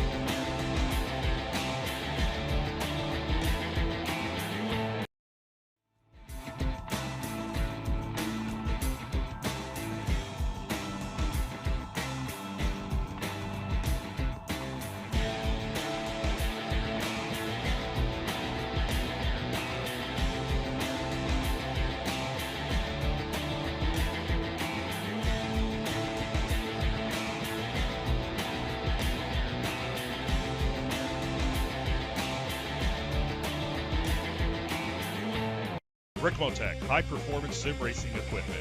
There's only one place to go, Ricmotech.com. And we're back here at Michelin Raceway Road, Atlanta for the Extreme Motorsports Ricmotech Sports Car Series Season 2 finale. I'm Greg Ginsburg along with Larry McLeod. And just a reminder, if you like what you see here this evening, make sure to give us a thumbs up. Go ahead and subscribe to Apex Racing TV if you have not done so already, and click on that notification bell to find out about all the great programming that we have. Of course, you can also find us on all the social media platforms, Facebook, Instagram, and Twitter. All you got to do is search for Apex Racing TV. All right, so Larry, let's jump back over now to the battle for the lead here in TCR with Eric Violet and Brandon Whitworth, and still just about a second separating these two drivers. Yeah, you just can't get away from these guys, as they're the only ones left who haven't taken their pit stops yet. And my guess is they'll end up stopping at the same time and keeping the drama going, just nose to tail. And we'll see. We'll see if Brandon Whitworth has anything for Eric Violet in the next 23.5 minutes. Try and take over this race here at the end. Violet not going to make it easy on him. No, certainly not. And of course, we'll have to see if either one of these two drivers decide to take new front tires. I would be very hesitant to think that they will. As the race has gone on, Larry, if you've been watching, the skies seem to be getting even a little bit more overcast. I don't know if that's necessarily affecting track temperature there or not, but it may very well be. And here we go. We're flashing it up on the screen right now. And taking a look at that ambient air temperature is 27 degrees Celsius at 29 Celsius on the track. And I believe that is down maybe 1 or 2 degrees in both. So from when we started. So probably not much of a difference there as we watch both of our drivers starting to head down into 10A. And we're getting really towards the end of the pit window here in TCR. We estimated that we could probably do about how far 27. Towards the end, you say? Well, how about we they're coming thought in? 27 laps, Larry, would be about the max that they could do, and they complete 26, and both of our drivers come down at the same time. And we'll see here now if Brandon Whitworth can leapfrog our leader, Eric Violet. So does he take front tires, which is typically the norm? Do they both take any tires? I don't see any cars moving, so it might be fuel only for this one. It's just going to be a splash and go, 22 minutes to the checker. And we'll find out, does Whitworth have anything for Violet? And there we go. And Eric Violet, first driver to hit the throttle and head on out here from the pit lane at Road Atlanta. It looks like he's going to hold on to his lead over Brandon Whitworth. Almost perfect simultaneous pit stops there. They came together, stopped at the same time, and started at the same time. And here they go right back out where they started from. So Violet with the advantage, about a second or so ahead of Whitworth. Neither one taking any tires. So now it's a matter of who's saving enough tires, as the slow runners, Wolfgang Robach, it's a little bit slow coming out of the S's. I love the chrome red wheels on that car, actually. Big fan. Yeah, they really do. They really do stick out here as our leaders in TCR go on past that number 30 machine of Merlbach, who's now up into 8th position, having made up 3 positions here since the start of the race. Don't think we've seen much of him so far this season, so welcome to the series, and hopefully he's set up for next season as well. So as we flash back up to the battle here of Payton and Ruddock, his battle for the 3rd step of the podium. About a 1-second advantage right now for David Payton, as he's just trying to pull away a little bit. It's traditional. Those BMWs have got the legs, and in these long back straight, you kind of watch. It's a 1.2, 1.15 second gap between Payton to Ruddock. A little bit of draft for Ruddock. He should be able to bring that down, but he's got to work pretty hard and hopefully have some tires left come the end of this race to try and take over that 3rd spot. But right now he's chasing the back of that Porsche Cayman of David Payton. Got it. That chicane at the bottom of that hill, so difficult, so critical to brake in exactly the right spot. You're almost throwing the car across that dirt to make the car work correctly. Exactly, because if you turn in just a little bit early, you're going to be fighting that car all the way through turn 10B and just really battling to keep it off the curbing, which is really the teeth-rattling curbing on the exit of turn B as you make the way up the hill, up towards the Fox Factory Bridge. As we see here, as that Cayman tossing all over the curbing at the apex of turn 3. And that is something that you can see that Cayman can do, and gets settled pretty quickly after the big jump there. This is one of those tracks. You know, some tracks, there's certain curbs you can hit, some you can't. This track, it's like you want to hit every single curb because it matters on time. You know, we were just talking about the 10A, 10B. You've got to pretty much center the car across the dirt on your apex of 10A so that you can get a good early start to 10B and not wash out coming out. And then the same thing going up the hill across that that curbing at that turn 3, the famous turn 3. You got to nail that curb, otherwise you're just slow. So this track, it's one of those places that just entices you to really abuse the car up and over those, and potentially, you know, in iRacing terms, potentially get a course cut at both those locations, but at turn 3, potentially spin the car out and high centering the curb on the car. Yeah, and you can see what happens here as our leader Robert Hartley comes out of turn 2 into turn 3. You know, if you hit the curbing wrong on driver's left going into turn 2, it'll toss the car around and you'll have problems making turn 3.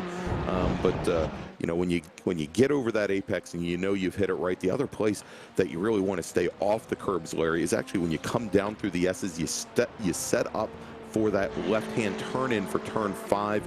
If you even kiss the curbing on the right-hand side, it will just suck you in. And I've seen so many cars have issues at turn 5 where they will either loop or maybe even end up hopping wide over the exit curbing and into the wall. And it's all because they just touch that curb just a little bit. On the entrance, right. Yeah. And that's great. You don't even always think about that, but it's that setup curb that could cost you there. You do want to take a little bit of the apex, and everybody takes everything on the exit. But yeah, that you don't always think about how it's the approach curb sometimes that'll even cost you. And this is one of those tracks, because it is that a critical corner going onto that short straightaway down there. You want to hit it just right, but you said a couple extra inches of entry and try to cheat it over a little bit. Next thing you know, you're going to find yourself spinning off to the outside.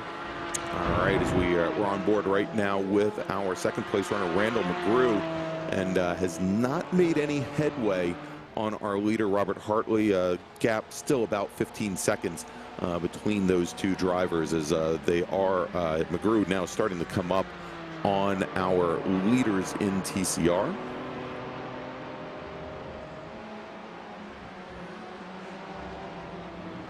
And that always makes it interesting. You know, you're not necessarily the leader in your class, but you don't want to lose any ground, but yet you're coming up on the slower class, who's a battle of 1-2 relatively close. You don't want to mess up their battle while losing too much of your own. So it's a pretty delicate process there if you're Randall McGrew trying to get around the leaders in TCR. All right, let's jump back over to the battle right now for that last step on the podium. David Payton and Russ Ruddock. Payton in his Porsche Cayman, the D2D e-racing machine, and then Russ Ruddock in the green and black BMW M4. And still just a couple car lengths separating those two drivers. Just about 3/4 of a second there as they come now down into the heavily cambered turn 6, setting up, going through that little short chute and setting up for probably the most critical corner here at Michelin Raceway, and that is turn 7, bringing you onto that incredibly It totally long back is straight. absolutely the most critical. Another one of those where if you hit the apex curbing wrong, you could potentially center the car a little bit high on it. You get to the exit, and you want to use that exit curbing, that apron they've given you, but if you get to the dirt, suddenly you lost your momentum down this super long back straight here at Road Atlanta. So very, very much the most critical corner on the track. Looking at the gap here between Payton and Ruddock, this is the closest that Ruddock's been since they came out of the pits. He was as far back as like 1.5. He's down to about 0.4, just behind David Payton. So Yeah, he's on the rhythm. And I believe he's actually closed up even another 1/10 or so, 1/10 to 2/10 this last lap. Let's take a look there. 127.882 to Ruddock's 127.572. Payton missed the apex of 1. Very critical corner here at Road Atlanta, giving Ruddock another chance to pull up just a little bit. They look like they're coming up to Wolfgang. I think there's going to be Wolfgang Robot out in front of him, yeah. And so these guys are going to try and get the way around him shortly. Wolfgang's going to have himself a front row center seat here for what's right now the best battle on the track. And that they are using all of that exit curbing at 5 down this short straight to 6. Ruddock has really been on a rhythm the last couple of laps. And he seems to do, and as you said, that the BMW definitely has some legs over the Cayman. He definitely makes up a lot of ground right past that very last little right-hand bend on what is not exactly a straightaway here at Road Atlanta. But he seems to always make it up and gets right up to the back of the Cayman under braking. We'll have to see as they both barrel down towards turn 10, and it looks like there we've got Andre Saunders, wasn't that? Saunders giving him a lot of room. So that wasn't Merlbach. I saw the black car, and you're right. Andre Saunders there, the TCR, doing the nice thing as well, letting these guys on through. It's sort of like letting them play through in a round of golf. All right, so we're just a little bit over 3/4 of the way through the 60-minute race with just about 47 minutes in the books, 32 laps complete. I guess, Larry, if we do the math, and you know how good I am with math, we're probably looking at around 41 laps, thereabouts, 42 laps. Oh, and the leader, Robert Hartley, in a spin. Wonder if there's any damage on that car. Yeah, it goes around. That's coming off of 7. Yeah, it goes around turn 7. Let's see, hopefully we can get a replay of that. Now, he's still got a pretty good advantage over our second-place runner. Let's check the replay here as he comes down through 6, gets a little wide. Yep, there's that entrance curbing on the driver's left, and it just causes a big spin there. Able to keep it off of the concrete barriers, but lost some momentum. Lucky for him, he came into this lap double-digit seconds advantage over McGrew. So, but that certainly shakes you up a little bit, makes you think about the next 12, 13 minutes and waiting for that clock to tick down. Yeah, it certainly does. You know, we saw where he was, dancing on the edge very early on in the race. And that point as well, where perhaps he did not have to go as far to the margin as he did. Just drops a wheel on entry there into turn 7, loops the car, but still has looks to be about a still about a 12-second advantage, I believe, over McGrew. So didn't lose a lot of time to the Cayman of McGrew. Interesting here as we're watching the battle between Eric Violette and Brandon Whitworth, teammates there, leading in first and second in TCR. Between them is a very fast Wolfgang Robach, who's found himself sandwiched between them. And his pace is right now right around the same as these guys, so it's really kind of making it tough to get by him. He certainly has the straightaway speed. At some point, maybe he's giving a good little draft to Brandon Whitworth behind him. But Wolfgang, another finding himself right in the middle of this battle here in first and second in TCR. And for your Whitworth, you're hoping to catch a little draft, but you certainly don't want to be held up at all. You don't want to lose sight of Eric Violette here, as there's only going to be, about another 6-7 laps to go or so. And you certainly don't want Merlbach motoring by here on the back straight, which he's probably going to do, and perhaps lead the two TCR cars down into turns exactly 10A what's and happening. 10B. Orbach took the power. He went on by carefully. And he should be cleared out of the way for Violet and Whitworth coming in behind him. He is the faster car, so he should be able to do that. And it looks like he has, leaving the battle now in his wake. Eric Violet and Brandon Whitworth now just, again, back to that 9/10 and closing for Whitworth. This might be that opportunity. If he saved any tires, this is where it's time to use it. As I think that's also what Russ Ruddock's doing. He's using any tires he may have saved for these last 10 minutes. Yeah, and you can see here once again Ruddock coming out of turn 7 onto the front straight, usually where he makes up a lot of ground on David Payton. Payton seems to stretch it out. That very nimble Cayman coming down through the S's is where things expand out here, and you can see he picks up maybe a half a car length here, half a car length there. But this time by, Ruddock is staying awfully close, and if he gets a good run out of turn 7 onto the back straight, might have the opportunity to at least. It's all going to be about the apexes here. If you can get a good one at 6 and don't run wide going into 7 like we saw Hartley do. In fact, Ruddock looks like he could even use a little more if he wanted to on that entry. But he's focusing so much on the exit, and this might be the opportunity. This might be what he was looking for. Yeah, he got a good run there out of 7, Larry. And as they come down the back straight now, we're going to have to see how defensive Payton gets, whether or not Ruddock moves the drivers left. And Payton stayed defensive right in the middle of the track there. Yeah, they're going to come down side by side, and let's see if that Cayman can get on the binders and hold the position as Ruddock now has the position. Yep, they come around, and there we go. As David Payton goes around into the gravel trap, Russ Ruddock taking over the position. They were side by side going through turn 10B.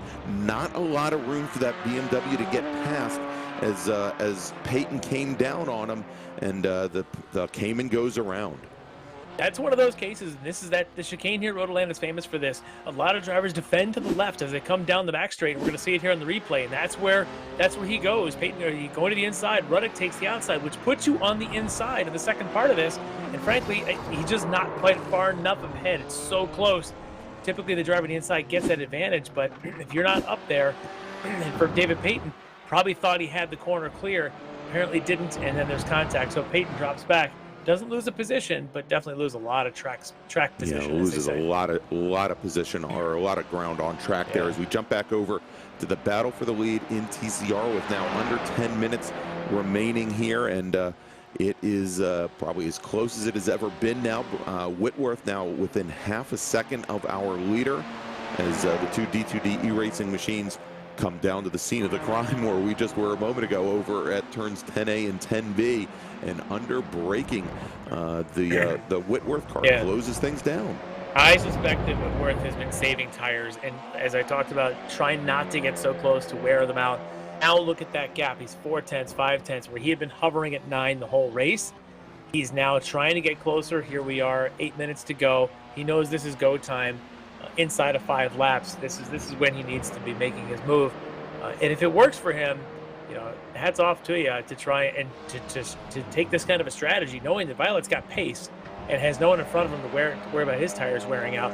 For Whitworth, hopefully he's got a little bit left in the a few pennies left in the penny jar here to be able to make a move in the closing stages of this race.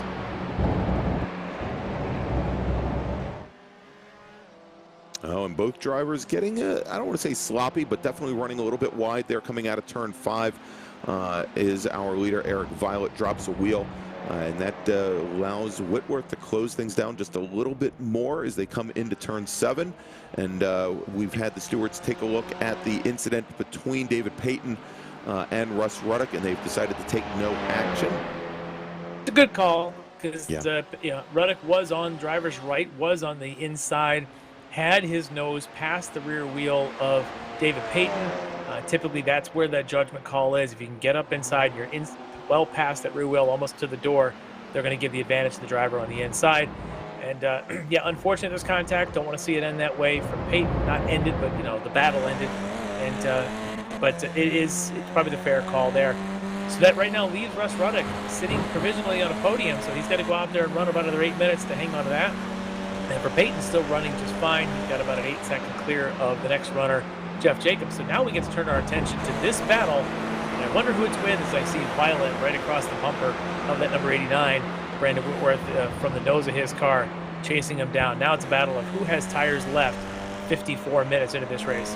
All right, and you can see there is as our leader in TCR, Eric Violet, follows that curving all the way around the track using every last inch of the pavement and maybe a little bit more as they can come up the hill, use all that extra runoff there and make their way through. And Larry, that last time by coming out of 10A, Brandon Whitworth making up a ton of ground, drafting right up to the back as we saw there of the Violet machine. And once again, only about a half a car length off under braking going into turn 7. Looks like he might have to check up just a little bit coming out of 7. Might not give him the jump that he wants onto the back straight. But again, as long as this track is, he should be able to draft right back up. And then it's just a question. And we've seen it in TCR. You know, staying nose to tail is easy here. Actually, getting a pass done very, very difficult. It's absolutely difficult. The way he's going to have to do it is to try and get alongside, maybe like what we just saw between Russ Ruddock and David Payton. Get alongside, force an awkward line for Eric Violet. You don't even, if you're Whitworth, you don't need to actually make the pass in 10, but if you can force Eric Violet to take a defensive line, and then you can get a much better run down the hill towards 12 and then back up here towards 1. That might be a strategy he can employ. He's just losing the number of opportunities to try and execute that pass as we're down inside of 5 minutes.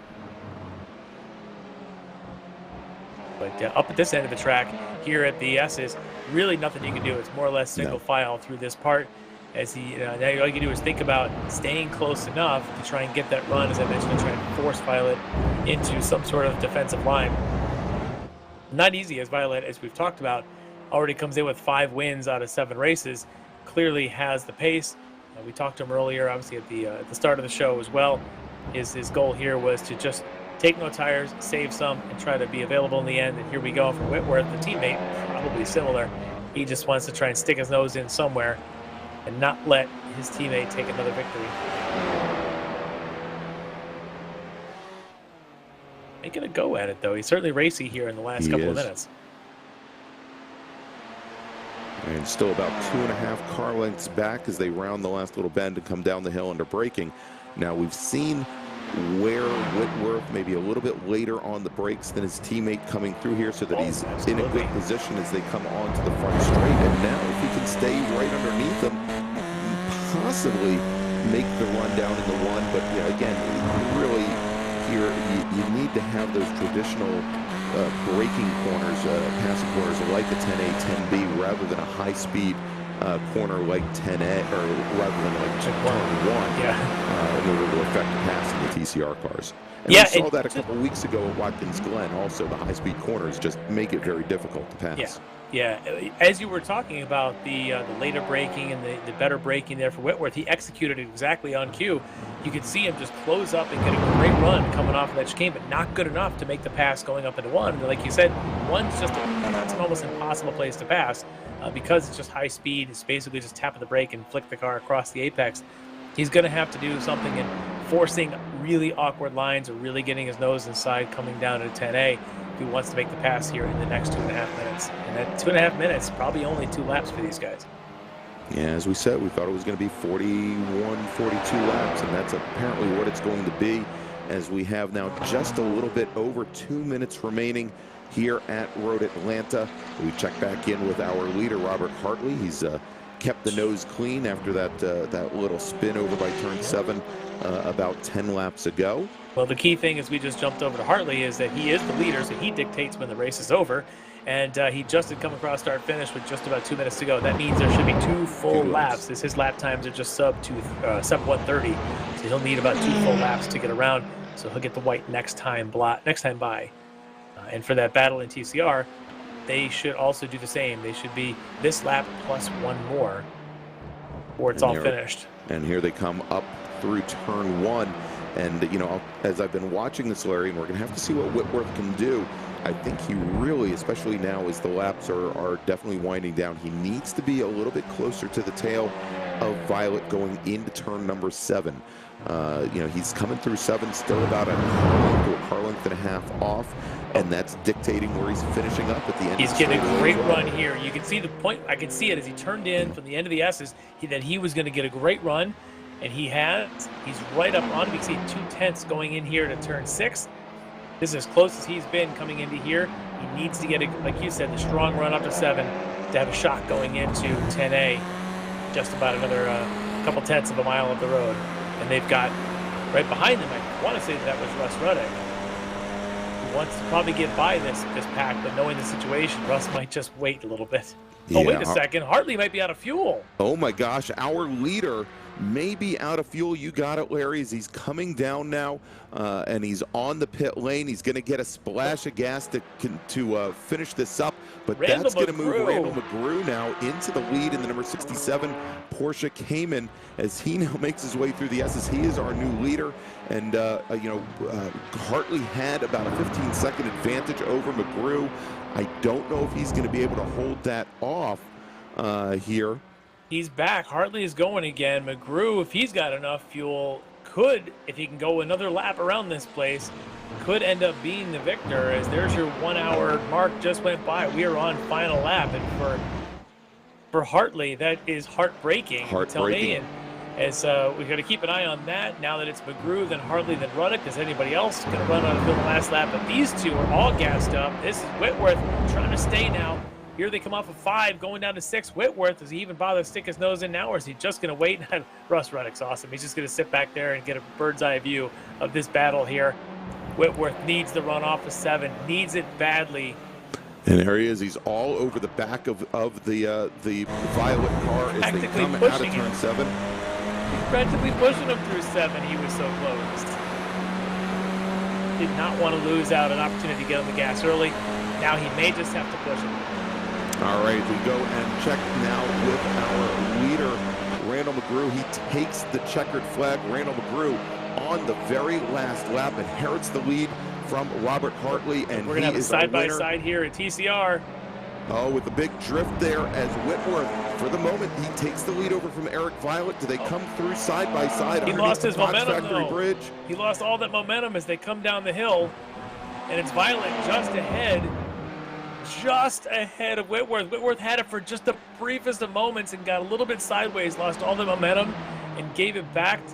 Eric Violet takes the victory, and Russ Ruddick just happened to be, as he's going to come in 3rd, right behind those two. Randall McGrew, though, taking the victory in GT4 tonight. I wonder at what point he realized that there was no longer Robert Hartley in front of him. McGrew, consistent, solid the whole night long, comes away with a victory.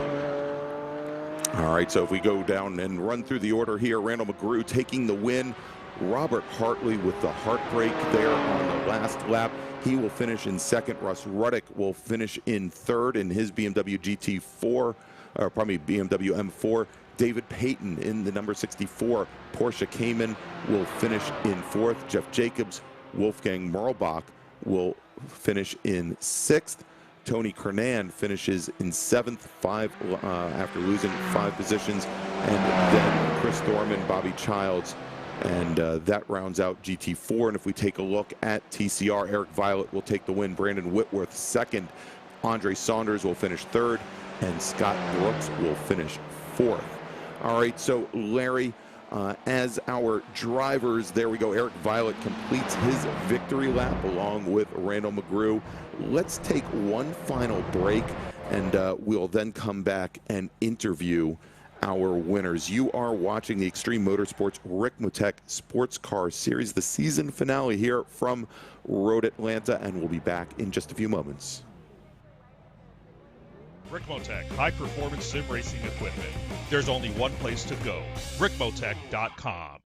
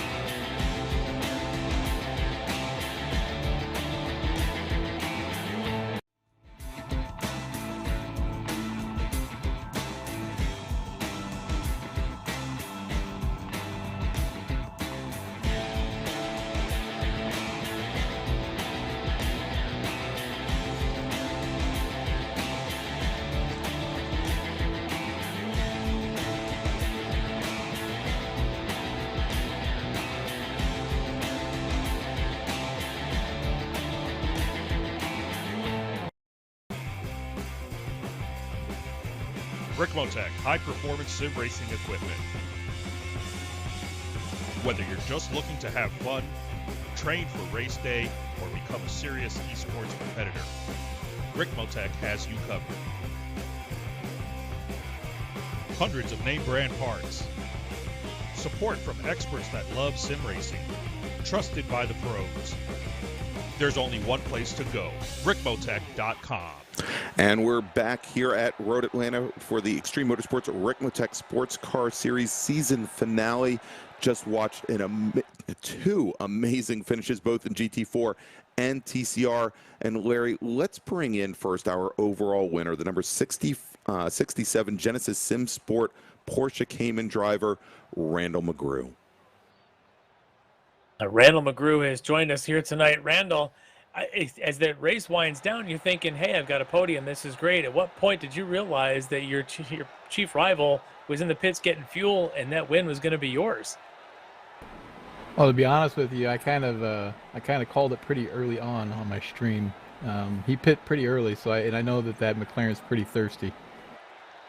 Good call to know that was coming because, yeah, we didn't quite realize what's happening. All of a sudden, we see him down pit lane, and you're there just happy as can be with just enough fuel to finish your race.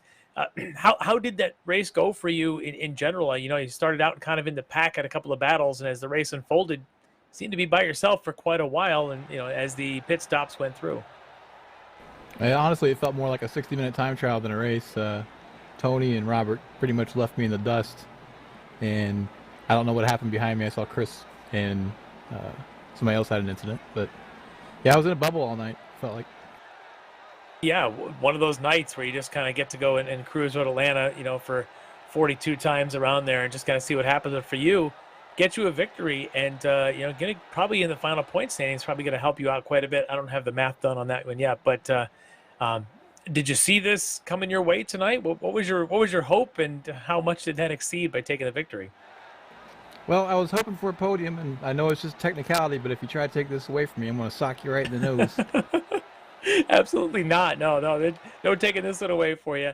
Getting the win here at Road Atlanta, Randall. That's an incredible win for you tonight. Anybody you want to thank for this victory? I guess I really need to thank Tony for being too fast for his connection. He seemed like he had Robert's number, and race really should have been his. Yeah, unfortunate for Tony. Yeah, that would stink the way he got disconnected tonight. But you know, one man's trouble is another one's opportunity, and tonight that opportunity was all yours to take that victory. So congratulations, Randall, and you can go and celebrate tonight. Thanks, guys. All right, and there you go. That was Randall McGrew, driver of the number 67 Genesis Sim Sport Porsche Cayman. And Larry, you know, as you were talking to him, I was just taking a look to see where we were in the points battle here. Coming into this evening, Randall was sitting back in 8th with 143 points. Russ Ruddick with 146. Chris Thorman with 149. And tonight, Randall McGrew picks up 35 points for the win. He should also, I believe, pick up a bonus point for leading a lap. And then Russ Ruddick, finishing 3rd tonight, picks up 30 points. So that should at least move McGrew around Ruddick. I'm seeing McGrew already updated. McGrew got 38 total tonight. He is ahead of Ruddick. McGrew up to 6th place in the overall standing. So great finish for Randall there. Yeah, and I was going to say, and he would have also jumped past Thorman, who was did not have the best evening here at Michelin Raceway Road Atlanta. So let's jump over now to TCR, and let's bring in Larry. Let's bring in Brandon Whitworth first here. Who actually, you know what? Before we do that, why don't we bring in? We've got Russ Ruddick here. Sure. Why don't we bring in Russ? Russ finishing 3rd tonight in GT4.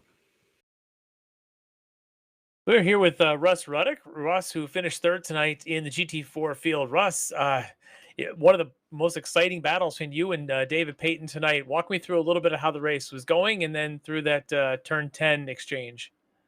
Yeah, it was going great. The last update really helped the BMW finally. It was fun to be able to actually race somebody for a change instead of running around in the back. But yeah, it seemed like I could get Peyton and them up in 10A, B, you know, up around turn 1, 2 through there. but it seemed like they were running away from me coming out of onto the back straight every time. So I just kept trying to work out, a 10th here, 10th there till I get close enough.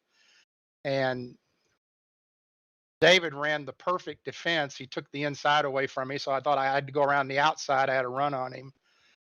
So I just went around the outside best I could, kept it really tight. I'm not sure. I haven't looked at the replay yet to see what happened, but yeah, it was tight. It was tight. You were alongside, and at the end, the stewards did take a look at it and ruled that nothing to be issued there. It was fair. Unfortunate for the contact, but it was fair enough as you were right alongside there. So, but you end up on the podium for you, and as you mentioned, maybe a little bit of help from finally having the BMW working the way that it's supposed to. But all in all, had to feel overall pretty good for you tonight, huh? Yeah, it feels great. It's been a long time since I've been on the podium in this league. It's a tough bunch of guys to run against. Absolutely. So anybody you want to thank for this podium finish here tonight? Yeah, just everybody. I mean, Apex and you guys and the league and Kevin and Jeff and all those guys that helped me, with practice and setups and stuff. Well, congratulations on that one for you, Russ. I'm looking at the final points. You might have ended up at about that 7th spot, which is a tough deal, tough way in this field. It's very tough competition. So getting anything in the top 10 in the final points is certainly an accomplishment. And for you, finishing the top 10 of the points, 3rd here in this race, congratulations on the way to wrap up this season for you. Thanks. All right, there you go. That was Russ Ruddock, driver of the number 95 Flying Tortoise Motorsports BMW M4. Larry, let's jump over to our TCR class. We're going to bring in Brandon Whitworth, driver of the number 42 D2D E-Racing machine, finishing 2nd tonight. So we're here with Brandon Whitworth. Brandon, who finished 2nd in the TCR, ran 2nd that just about the whole race. And for a moment there, we thought maybe, just maybe, you're going to take that victory. Walk me through a little bit of your race there, Brandon, and then through that finish. Well, Eric and I basically were dealing with the same problem as we got to conserve tires. So I was trying to catch him, but not use up my tires, and he was trying to stay in front of me and not use up his tires. so it all came down to the end. And I thought I was going to get him, but I got a little sideways down there in the corner, and then I got a little bit off on the right-hand side, and it bounced the car around. I couldn't get any traction. Yeah, for a second there, it looked like maybe you saved just enough front tires, but maybe not enough rear tires as the backs had kind of stepped around on you. But as that race unfolded, were you trying to manage a particular gap amount? I wasn't. I was constantly trying to find a brake setting that I like, really, because I wasn't happy with the brake settings on the car. It took me a while to get comfortable. But after that, it was, it's a matter of not trying to make time, but not, use up the tires too much. So I had to sort of stay close. Yeah, and that you did as the laps wound down. We could see you going from 9/10 to 6/10 to 4/10, and finally getting that run. In fact, almost like you were pushing Eric off of turn 7 on that last lap. Have you taken that outside line, through there and made it work at 10? Is that something you've been able to go side by side in there before, and this time it didn't, or what was the thought there going into 10? Well, I mean, the thought was I wanted to win. So I was going to do whatever I could to do that. But I think it would have been okay if I hadn't gone off on the right side of the track. And there's like a dip in that curbing, bounce the car around. But I give it a shot. Great finish, though. As always here at TCR, you and your teammate Eric putting on a heck of a show. So great way to wind up the season here, 2nd spot of the podium. Anybody you want to thank for tonight's podium finish? Yeah, I got to thank Chris Thorman, Elite Pro Formula Elite Texas Graphics for sponsoring the team. It's always a big help. And all my teammates for helping us. And, of course, my family for even letting me do this. So very important people. Yep. Definitely worth naming there. So congratulations for the podium finish tonight, Brandon. And we'll probably see you probably next week. Yep, thanks.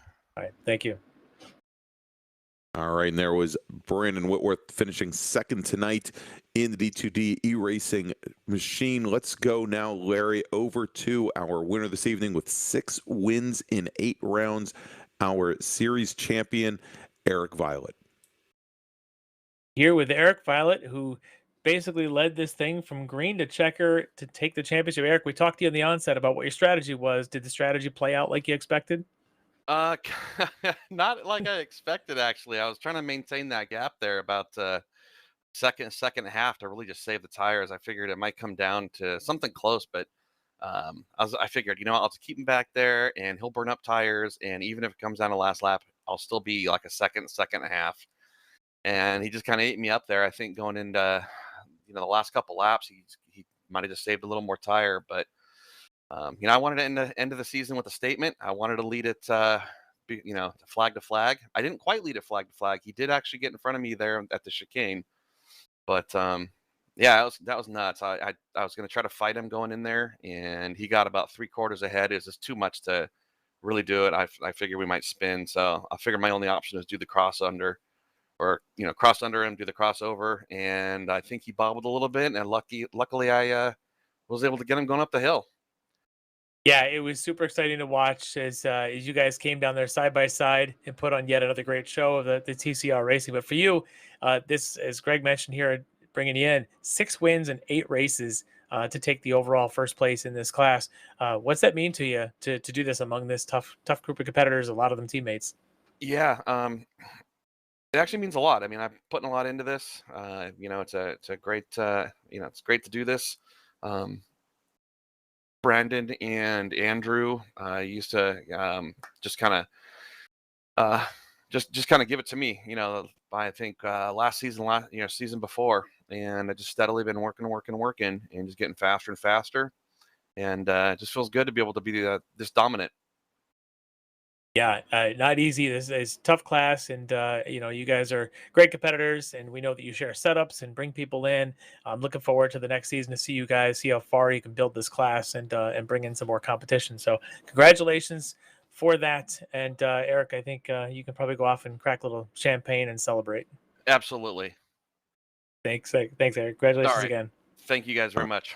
All right, there you go. Congratulations, Eric. There is Eric Violet, driver of the number 89 D2D iRacing Porsche Audi RS3.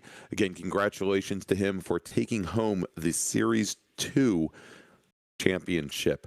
All right, Larry, so with wrapping things up for the season here, let's take a look at some of our upcoming events here on the Ricmotech Challenge here. We've got next week, June 21st, starting at 8 p.m.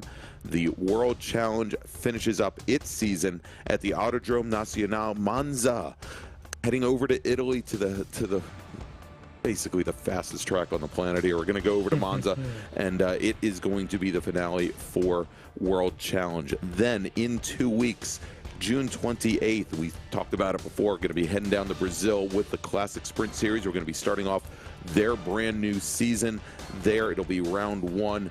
Don't want to miss it, June 28th, 8 p.m. And then in 3 weeks, July, actually a little bit more than 3 weeks, I guess about a month from now, July 12th, we're going to be heading, well, we don't know where we're going to be heading yet, Larry. It's a big secret, but the Ricmotech Sportscar Series will be having its Season 3 opener on July 12th. All right, so want to thank everybody here for this season. Remind everybody that for official results, you can go to extrememotorsports99.com.